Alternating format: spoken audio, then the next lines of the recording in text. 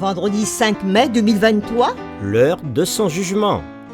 nous sommes reconnaissants envers Dieu de nous permettre de partager ces moments aussi précieux avec vous sur votre chaîne L'Aventure dans la Parole. Alors qu'une semaine s'achève, nous prions que Dieu bénisse l'influence de sa parole sur nos cœurs, afin que ce que nous avons appris reste gravé dans nos cœurs. Le texte à mémoriser de cette semaine que nous vous invitons à dire avec nous se trouve dans Romains chapitre 13, les versets 11 et 12. Cela importe d'autant plus que vous savez en quel temps nous sommes. C'est l'heure de vous réveiller enfin du sommeil, car maintenant le salut est plus près de nous que lorsque nous avons cru. La nuit est avancée, le jour approche. Pendant combien de temps l'erreur triomphera-t-elle? Pendant combien de temps le mal régnera-t-il? Quand la vérité sera-t-elle rétablie à la place qui lui revient parmi le peuple de Dieu? Quand la justice régnera-t-elle et la méchanceté prendra-t-elle fin? Les réflexions de cette semaine nous ont aidés à répondre à ces questions. Et nous avons commencé le samedi 29 avril en introduisant la série de cette semaine sur l'heure de son jugement. Et le dimanche 30 avril, avec la séquence La purification du sanctuaire, nous avons vu que chaque juif comprenait clairement la signification de la purification du sanctuaire terrestre. Elle avait lieu le jour des expiations, qui était le jour du jugement. La mort de Christ et le jugement sont inséparablement liés. L'ange Gabriel a emmené Daniel dans le courant du temps et lui a révélé la vérité sur le Messie à venir, donnant les dates exactes du début de son ministère et de sa mort cruelle, et le calendrier des événements directement liés à la purification du sanctuaire dans Daniel chapitre 8. Le lundi 1er mai, dans la séquence Les 2300 jours et le temps de la fin, nous avons vu que le temps de la fin et les 2300 jours de Daniel sont liés. En précisant à plusieurs reprises que la vision concerne la fin, dans le chapitre 8, l'ange Gabriel révèle à Daniel les royaumes qui se sont succédés et qui ont opprimé le peuple de Dieu, jusqu'au moment où les grandes questions sont posées par un saint, puis par un autre, nous dit le texte. Les questions étaient: pendant combien de temps s'accomplira la vision sur le sacrifice perpétuel et sur le péché dévastateur? Jusqu'à quand le sanctuaire et l'armée seront-ils foulés? Et l'ange Gabriel répondra: 2300 soirs et matins, puis le sanctuaire sera purifié. Et le mardi 2 mai, dans la séquence L'instruction de l'ange à Daniel, nous avons vu qu'après la prière de Daniel au début du chapitre 9, donc les versets 1 à 19, l'ange vint ensuite lui donner l'explication de la vision des 2300 jours dans les versets 20 à 27. Et nous avons vu que cette partie de la vision est une prophétie temporelle où s'applique le principe de jour-année. Un jour correspond à une année. Nous nous sommes arrêtés sur les 490 jours consacrés au peuple juif et les 490 jours correspondent à 490 années. Le mercredi 3 mai, dans la séquence Le Messie retranché, les 490 premières années de la prophétie des 2300 jours, avec le principe jour-année, a commencé en 457 avant Jésus-Christ et se termine en l'an 34 où un oint a été retranché. Les textes bibliques identifient Jésus comme étant loin de Dieu, sacrifié pour l'humanité, à Pâques, le jour du grand pardon, le jour des expiations. Le jeudi 4 mai, la séquence l'année 1844. Dans la prophétie des 2300 jours, ou 2300 années, après avoir soustrait les 490 années, il reste 1810 années. Le texte biblique parle de cette période appartenant au peuple du monde entier, où l'évangile est prêché à tous les peuples de la terre et qui annonce que l'heure du jugement est venue. Et tous doivent connaître la vérité sur l'amour et le salut de Dieu et se tourner vers lui dans la repentance l'humilité et la réconciliation. Et aujourd'hui, le vendredi 5 mai, nous continuons avec des réflexions avancées. Le mot hébreu pour purifier, dans Daniel chapitre 8, verset 14, est nisdak. Les traducteurs ont traduit ce mot dans une gamme de significations, y compris restaurer, Rendu parfait, purifier, nettoyé justifier. et innocenté. Le mot hébreu nisdak comprend probablement toute la gamme des significations énumérées ici. Une traduction libre et fluide de Daniel chapitre 8, versets 13 et 14 pourrait se lire comme suit. À quel moment le sanctuaire sera-t-il rétabli à sa juste place? Quand sera-t-il nettoyé ou purifié du péché? Quand le nom de Dieu sera-t-il justifié, sa vérité exaltée et toute chose rétablie?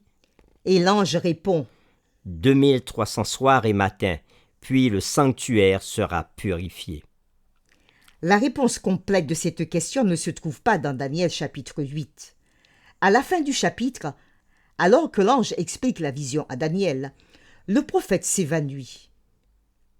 Des années passent ensuite. Puis, dans Daniel chapitre 9, le prophète prie pour avoir de l'intelligence et l'ange revient pour expliquer la partie inexpliquée de la vision.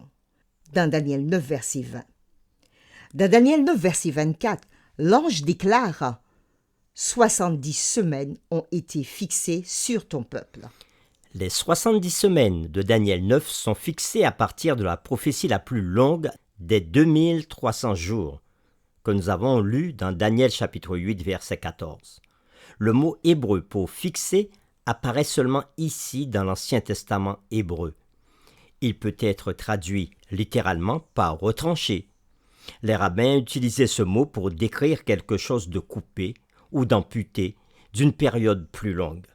Il s'agit précisément ici d'un retranchement. L'avenir du peuple juif, du temple et de Jérusalem est également décrit dans cette prophétie. Les 70 semaines devaient être une période de probation destinée à rétablir la pleine faveur d'Israël auprès de Dieu. Pendant cette période, le Messie devait venir amener la justice éternelle. On peut se poser la question suivante.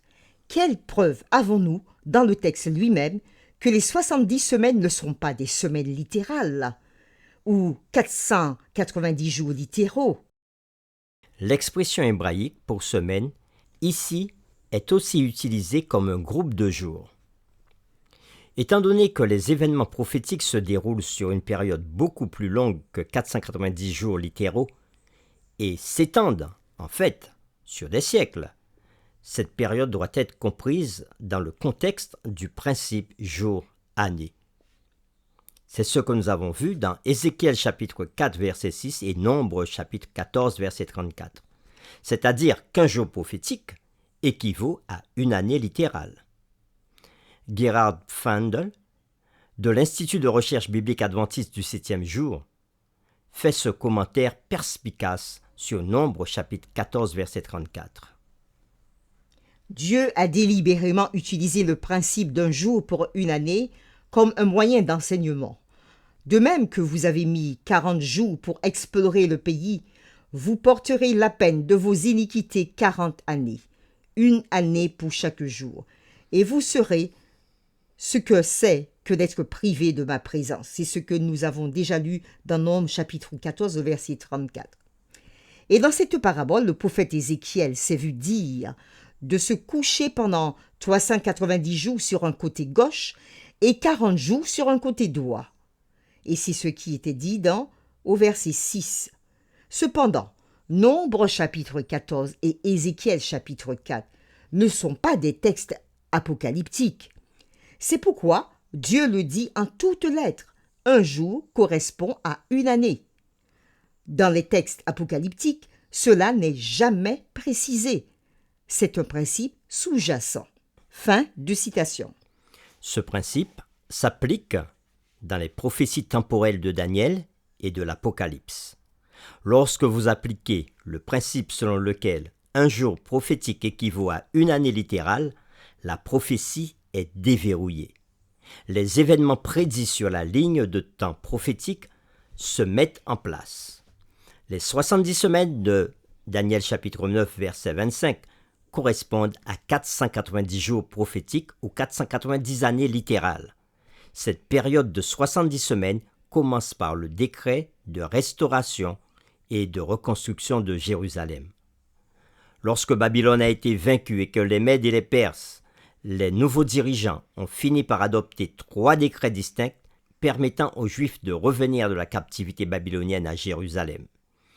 Les 2 premiers décrets émis respectivement par Cyrus, on peut le trouver dans Esdras chapitre 1er verset 1 à 4 et Darius, Esdras chapitre 6 verset 1 à 12, ne comprenaient pas entièrement chacun des éléments suivants: la reconstruction de Jérusalem, la restauration du temple et la légitimation d'Israël en tant que système judiciaire.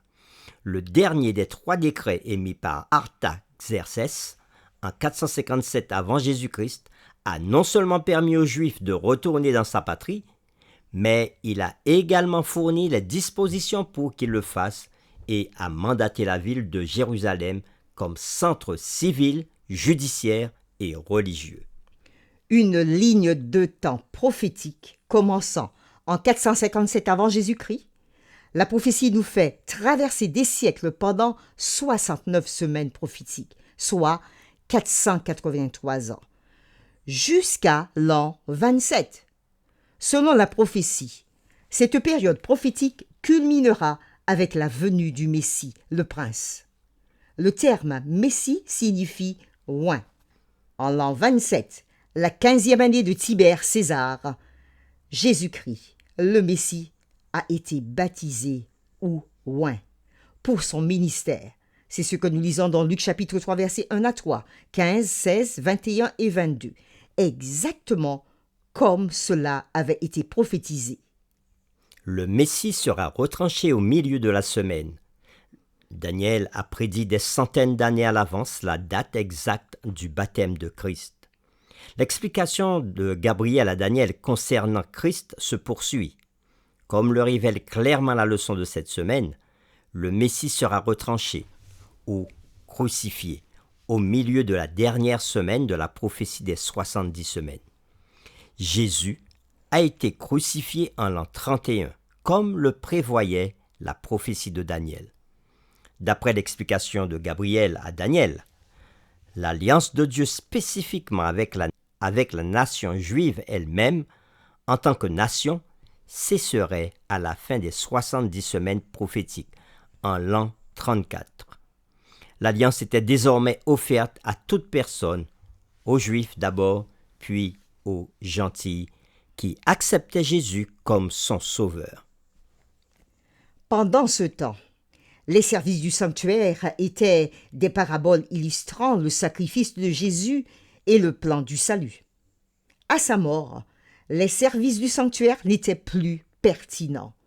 Ils avaient atteint leur but. Désormais, les pécheurs n'avaient plus besoin de sacrifier un agneau dans le temple. Ils pouvaient venir directement à Jésus et accepter son sang pour couvrir leurs péchés. Jésus est l'agneau de Dieu, immolé pour nous, exactement au moment où la prophétie biblique l'avait prédit. Le reste de la période des 2300 ans, comme vous vous en souvenez, les 70 semaines ne représentent que les 490 premières années des 2300 ans de la prophétie de Daniel. Cette partie concerne le peuple et la nation juive. La partie restante des 2300 ans s'étend jusqu'au temps de la fin. Les événements liés à la première partie de la prophétie se sont réalisés avec une précision étonnante.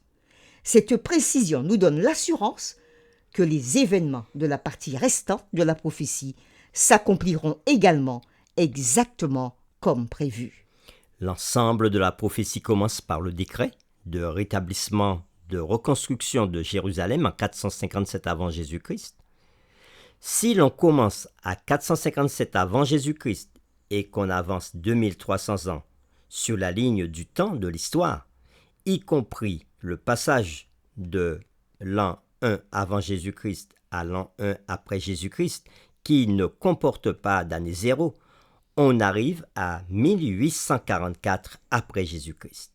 Cette date marque le début de la purification du sanctuaire dans le ciel et l'œuvre du jugement préfiguré par le jour des expiations.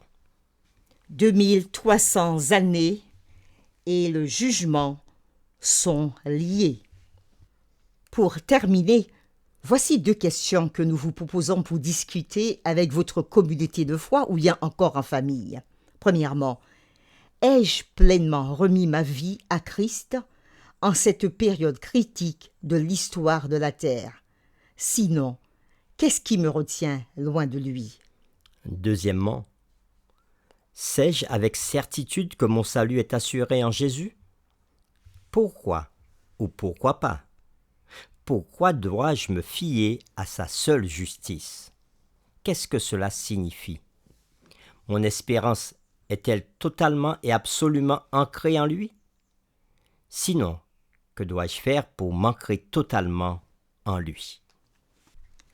La série numéro 6, l'heure de son jugement est terminée. Nous vous donnons rendez-vous pour une nouvelle série intitulée « Adorer le Créateur ». Nous vous invitons à prier avec nous.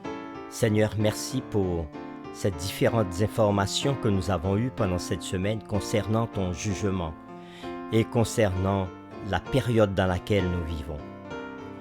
Nous sommes conscients que nous vivons à une période critique de l'histoire de ce monde et que c'est une période, comme nous l'avons dit pendant cette semaine, où nous devons te rechercher parce que nous sommes dans la période du jugement.